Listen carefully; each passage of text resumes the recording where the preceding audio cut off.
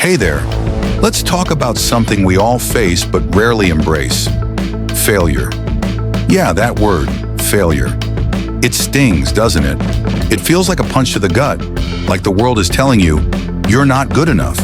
But what if I told you that failure isn't your enemy? What if I told you it's actually your best teacher? Sounds cliche, right? But stick with me, because I'm going to show you how to turn failure into the most powerful tool in your arsenal. First, let's get one thing straight.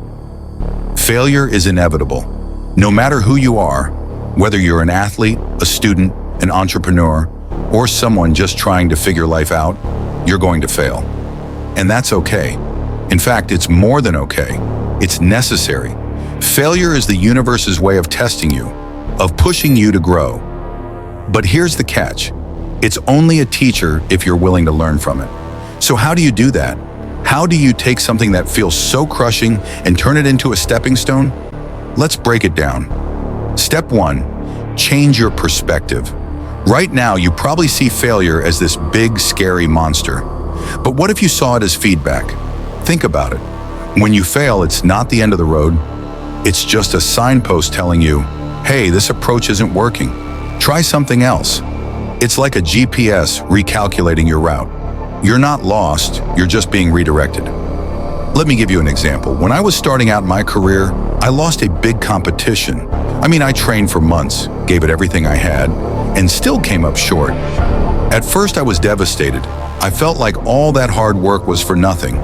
But then I took a step back and asked myself, what can I learn from this? And that's when it hit me. My preparation wasn't the problem. My mindset was. I was so focused on winning that I forgot to enjoy the process. That failure taught me to shift my focus from the outcome to the journey. And guess what? The next time I competed, I performed better than ever. Which brings me to step 2, analyze, don't agonize. When you fail, it's easy to get stuck in a loop of self-pity. Why me? What did I do wrong? Am I just not good enough? Trust me, I've been there. But here's the thing, dwelling on the pain of failure won't help you. What will help you is taking a cold, hard look at what went wrong. Ask yourself, what could I have done differently?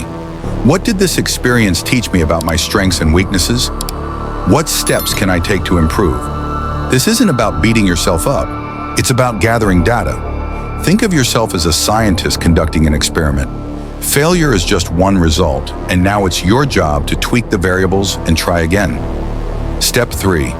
Embrace the grind. Let's be real. Turning failure into a teacher isn't easy. It takes discipline, hard work, and a whole lot of patience. You're going to have to put in the hours, make sacrifices, and push through moments when you feel like giving up. But here's the good news. Every time you do that, you're building resilience. And resilience is like a muscle. The more you use it, the stronger it gets. I remember a time when I was recovering from an injury. I couldn't train the way I wanted to, and it felt like my career was slipping away. But instead of giving up, I used that time to work on my mental game. I studied my sport, visualized my success, and focused on the things I could control. And when I finally got back on the field, I was stronger, not just physically, but mentally. That failure taught me the value of persistence and adaptability. Finally, step 4, celebrate the small wins. When you're trying to bounce back from failure, it's easy to get caught up in the big picture. You want to achieve your ultimate goal, and anything less feels like, well, failure. But here's the thing, progress isn't always linear. Sometimes it's the tiny incremental improvements that lead to massive breakthroughs. So take a moment to acknowledge how far you've come. Did you learn something new? Did you push yourself out of your comfort zone? Did you get back up after a fall? Those are all wins, and when you celebrate them, you build momentum. You remind yourself that failure isn't the end, it's just part of the process.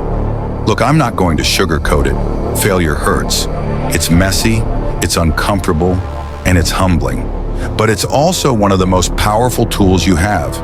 It teaches you resilience, humility, and creativity. It forces you to dig deep and find out what you're really made of. And if you let it, it will guide you to success in ways you never imagined. So the next time you fail, and trust me, there will be a next time, don't run from it. Don't hide from it. Lean into it.